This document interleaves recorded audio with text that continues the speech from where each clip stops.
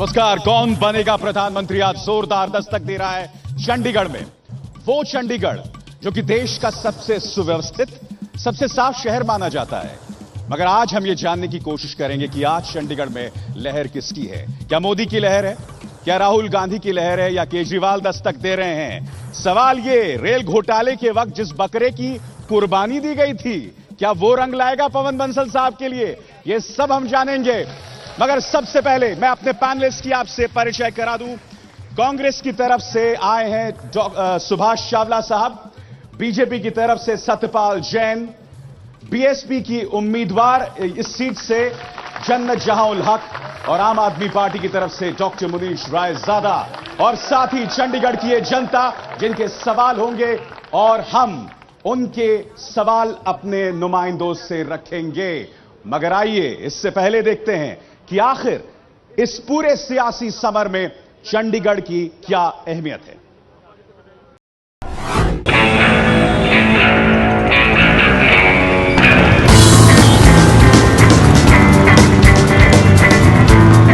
हरियाणा और पंजाब दो राज्यों की राजधानी होने के चलते चंडीगढ़ लोकसभा सीट हमेशा राजनीति के लिहाज से महत्वपूर्ण रही है। इस बार के लोकसभा चुनाव में यहां दो जानी पहचानी लेडीज से मुकाबला कर रहे हैं कांग्रेस के पवन बंसल। आम आदमी पार्टी ने मिस इंडिया रह चुकी अभिनेत्री गुल पनाग को उम्मीदवार बनाया है। हमारे लिए एक तरफ आम आदमी पार्टी है और दूसरी तरफ बाकी सारे हैं, क्योंकि बाकी सारे उस वातावरण का प्रतीक है, उस सिस्टम का प्रतीक है जिसकी हर चीज के हम खिलाफ हैं। वहीं बीजेपी ने कई स्थानीय नेताओं को टिकट देने के बजाय सिनेमा और टीवी से जुड़ी रही किरण खेर पर सियासी दांव खेला है। 58 साल की किरण खेर बॉलीवुड अदाकारा, थिएटर आर्टिस्ट, समाज सेविका और अब एक पॉलिटिशियन। एक्टर अनुपम खेर की ये पत्नी है। अपने बेबाक अंदाज और हंसमुख स्वभाव के कारण लोग इन्हें काफी पसंद करते हैं। सिनेमा से जुड़ी दो बड़ी महिलाओं को कांग्रेस की तरफ से टक्कर देंगे चंडीगढ़ से 4 बार सांसद रह चुके पवन बंसल। बंसल देश के रेल मंत्री रह चुके हैं और रेल घोटाले में भांजे का नाम आने के बाद बंसल को मंत्री पद छोड़ना पड़ा था। शहर के करीब 5,81,000 वोटर 10 अप्रैल को नेताओं की किस्मत को बैलेट बॉक्स में बंद करेंगे।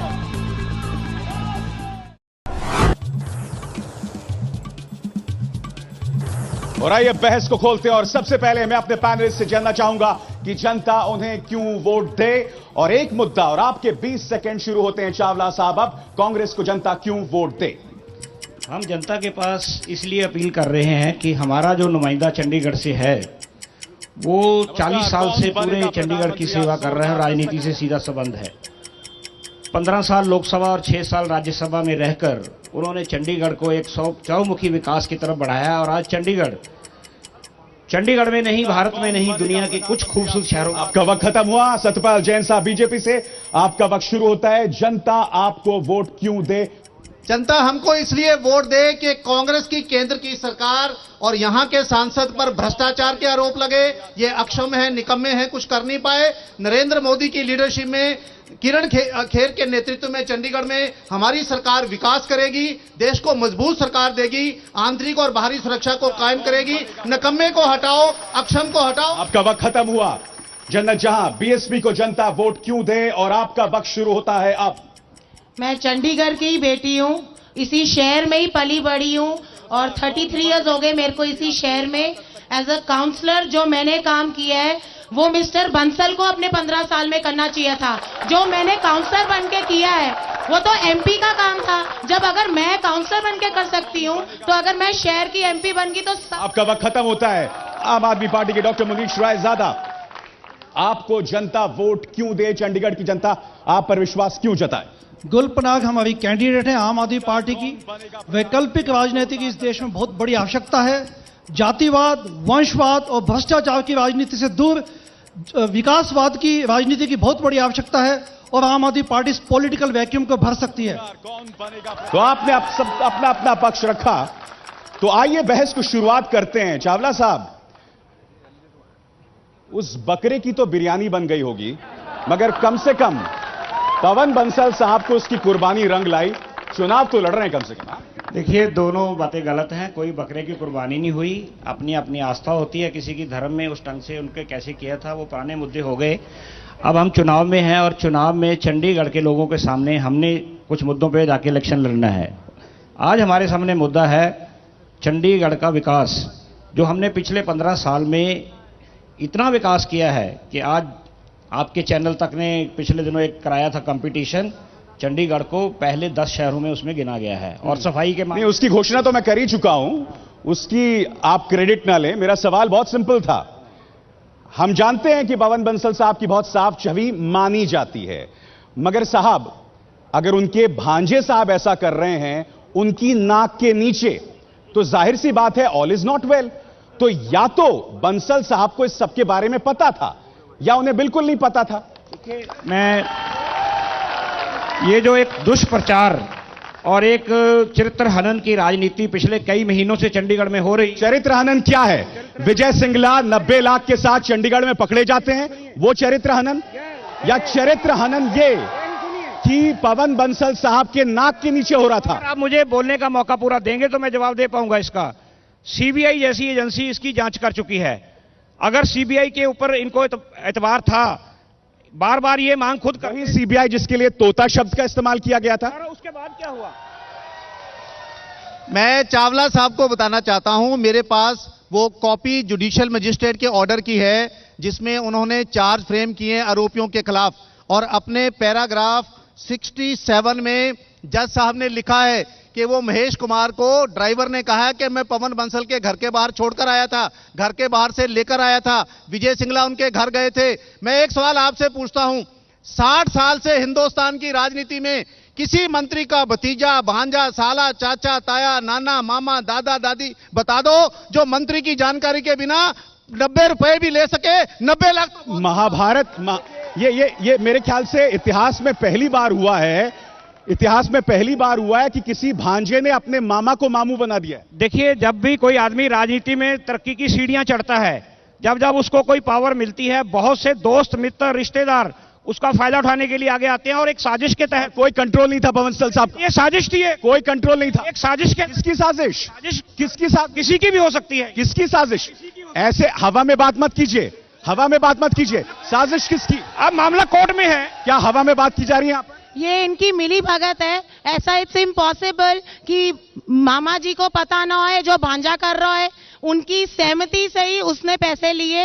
एंड आई फील 15 साल वो एमपी रहे हैं और रेल मिनिस्टर रहे हैं। एक सवाल मैं आपसे ही पूछती, क्योंकि आप आए हैं और मिस्टर बंसल के पास आज टाइम नहीं था आने का, या तो वो सिर्फ ओपन दरबार लगाते हैं कुछ चैनल्स में ताकि निर्मल बाबा जैसे अपना प्रसाद बांटते हैं वैसे अपना ये गुणगान करवाते हैं। यहां पर सवाल किए जाते हैं। नहीं, सवाल ये, अगर इसको भी साजिश ढूंढ रही है कांग्रेस तो क्या कहेंगे आप? नहीं, साजिश नहीं है।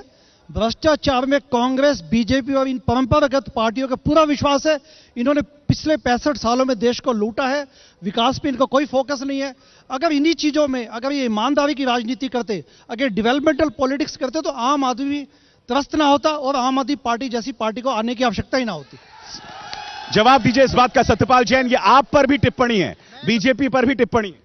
पवन बंसल के साथ विजय सिंगला जो उनके भांजे पकड़े गए हैं, जैसे आज उनकी तरफ से सुभाष चावला जी आए हैं, 2009 के चुनाव में साए की तरह विजय सिंगला पवन बंसल के साथ होते थे। जब हमारी सारे कैंडिडेट्स की डिबेट हुई तो वो अपने मामे के साथ यहां आए थे, उनके साथ रहते थे, घर में जाते थे, आते थे। दोनों की टेलीफोन कन्वर्सेशन अगर आप चेक करें, 125 बार बात आखिरी दिन हुई है। और मैं एक सवाल उनसे पूछता हूं, एक सेकंड, अगर आपके भांजे ने आपसे बिना पूछे पैसे लिए, आपने आज तक उसके खिलाफ क्या कार्रवाई की है? जवाब दें इस बात का। बंसल जी ने बड़े साफ शब्दों में कह दिया कि मेरा किसी रिश्तेदार के साथ ऐसे कामों में मेरा कोई संबंध नहीं है, और अगर किसी ने किया है तो वो अपने आप अपने जाने। मामला कोर्ट में है, सीबीआई क्लियरेंस दे चुकी। चावला साहब, सीबीआई ने उन्हें प्रोसिक्यूशन विटनेस बताया है। सवाल ये, मैं आपसे ये जानना चाहता हूं, यहां पर सवाल ये करना चाहता हूं आपसे, नरेंद्र मोदी गुजरात के मुख्यमंत्री थे जब 2002 के दंगे हुए, अदालत उन्हें क्लीन चिट दे देती है, फिर भी राहुल गांधी टिप्पणी करते हैं, ठीक है? हाँ, एक मिनट, प्रतिकूल, एक मेरी बात सुनिए ना। नरेंद्र मोदी पर अभी भी आपका हमला जारी है, यहां तो मामा और भांजा, फिर भी कोई टिप्पणी नहीं। आप देखिए, मैं आपसे एक गुजारिश करता हूं, के रिश्ते में कोई भाई होता है, कोई भांजा होता है, कोई चाचा भतीजा होता है। अगर अच्छा ठीक है, बात समझ, आप दोहरा रहे हैं खुद को। अगर सिंगला उनके भांजे नहीं होते, अगर सिंगला भांजे नहीं होते तो क्या 90 लाख के साथ पकड़े जाते विद हिज पैंट्स डाउन? हम यहां अदालत में नहीं खड़े, ये कोर्ट में मामला है, कोर्ट फैसला करेगा। जिस दिन कोर्ट में पवन बंसल के ऊपर बात होगी वो राजनीति छोड़ देंगे। कोर्ट फैसला करेगी, कानूनी। चंडीगढ़ की जनता भी कोर्ट है, ये सजा देगी पवन बंसल को भ्रष्टाचार के लिए, मामे को भी और भांजे को भी। अच्छा, हम आपको बता दें कि इस बार चुनावों में एक तरह से बॉलीवुड का तड़का है। किरण खेर मैदान में उतरी हैं, गुलपनाग मैदान में उतरी हैं, और जब किरण खेर मैदान में उतरी थी तो आपको याद है अंडे भी चले थे, बहुत कुछ चला था। सतपाल जैन साहब, मुझे आपके लिए बहुत हमदर्दी है, 2 बार चुनाव जीते आप, दिल में दर्द तो बहुत हुआ होगा आपको। मैं बहुत खुश हूं कि इस पंगे से मुझे पार्टी ने निकाल लिया। किरण अनुपम खेर मेरे से ज्यादा वोट लेगी, मेरे से सशक्त उम्मीदवार है। और 2 बार जीता हजरत आपने, 2 बार जीता है। और किरण खेर की क्या वर्चस्व है यहाँ पर? मैंने 2 बार जीतने के बाद भी 99 में मैं इलेक्शन नहीं लड़ा था, 2004 2009 में हारा। मैं आपको स्पष्ट कर रहा हूं, मैं ही चुनाव लड़ रहा हूं। मेरा चुनाव निशान किरण अनुपम खेर है, जिसका चुनाव निशान कमल का। पाल जी, किरण खेर को यहां पर मुद्दों का मालूमात नहीं है, वो जनसभा में जाती है, उन्हें मुद्दों की मालूमात नहीं है। आप कहीं ज्यादा बेहतर कैंडिडेट होते। क्या यह बात सही नहीं है कि हरमोहन धवन ने एक तरह से कैंपेन चला रखा है कि वो किसी भी सूरत में किरण खेर को जीतने नहीं देंगे? जहां तक मुद्दों को ताल्लुक है, यही किरण अनुपम खेर 2 वर्ष पहले नगर निगम के चुनाव में चंडीगढ़ में 85 जनसभाएं करके गई है, और हरमोहन धवन, संजय टंडन, सतपाल जैन एकजुट होकर उसको जिताकर। इन्हें स्टार पावर की जरूरत क्यों पड़ रही है कांग्रेस? ये मैं इनकी तारीफ करता हूं, पार्टी के एक सिपाही के नाते ये थोड़ा उसको पर्दा ढक रहे हैं। अगर किरण खेर इतनी बढ़िया कैंडिडेट थी तो इन्होंने खुद क्यों अप्लाई किया? मैंने अप्लाई किया था, मैं वकील हूं, मैं बहस करता हूं, बहस करने के बाद जो भी निर्णय आता है उसको ईमानदारी से स्वीकार करता हूं। और दूसरी बात, अभी बात सुन लीजिए। जब किरण खेर जी चंडीगढ़ में आई, हमने उस पर बहुत ज्यादा इतराज नहीं किया। इनकी अपनी पार्टी ने एयरपोर्ट से लेके कमलम तक काले झंडे दिखाए और दफ्तर में आके ये तो बहुत।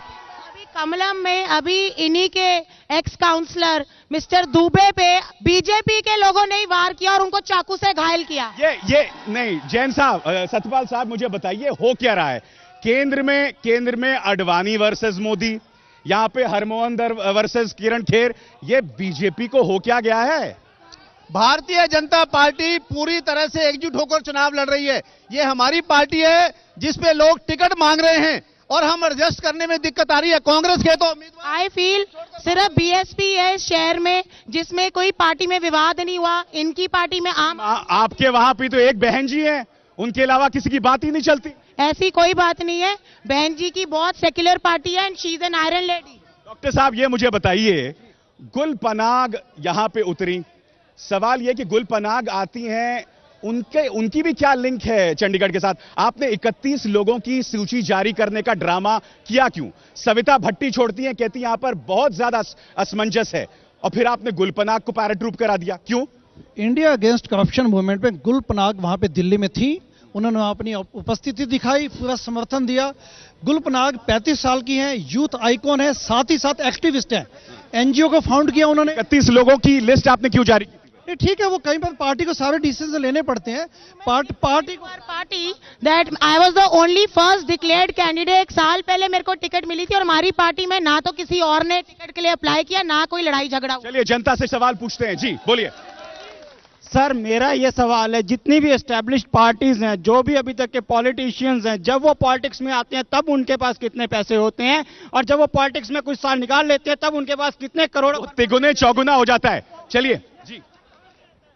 आज कांग्रेस पार्टी ने मैनिफेस्टो क्लियर किया है, उसमें किया है कि हम पूरे देश से झुग्गियों को हटा देंगे। मैं बंसल साहब से यह पूछना चाहता हूं, 40,000 लोग थे 5 नंबर कॉलोनी के अंदर, 8,000 लोगों को आशियाना दिया है। बहुत अहम सवाल उठा रहे हैं, क्या यह बात सच नहीं है?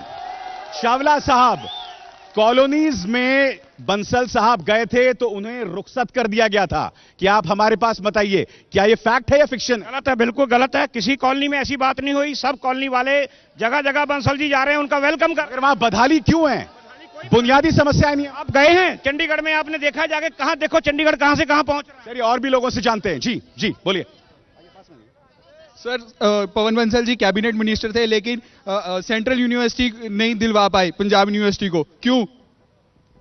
मैं आप लोगों से जानना चाहता हूं, 15 साल से चंडीगढ़ में मेट्रो की बात हो रही है, जैसी दिल्ली में है। क्या मेट्रो की जरूरत है चंडीगढ़ को? चलिए, मैं वजह पूछना चाहता हूं कि 9 लाख वोटर हैं, उनमें से इन तीनों को कौन सीट ली? बाहर वाले को क्यों दिया जिसका वोट? चावला साहब से मैं पूछना चाहता हूं, अगर बंसल साहब थे तो आए क्यों नहीं?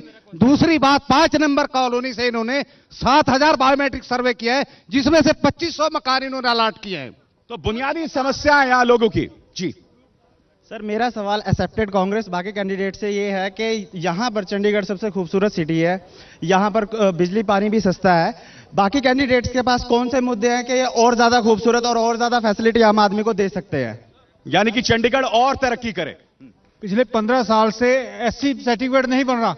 पवन बंसल जी केंद्र में मंत्री थे, लेकिन आज भी एससी सर्टिफिकेट नहीं मिल रहा। ये बताइए क्यों नहीं सर्टिफिकेट मिल रहा? यानी कि 15 साल से एक शख्स सांसद है और समस्याएं यहां मुंह बाहे खड़ी हुई हैं। जी बोलिए। मेरा सवाल जन्नत जहाजी से है, मैं उनके वार्ड का निवासी हूं। वहां की सड़कों में इतने बड़े बड़े गड्ढे हैं, रोज लोगों की टांगे टूटती है वहां गिरने पर।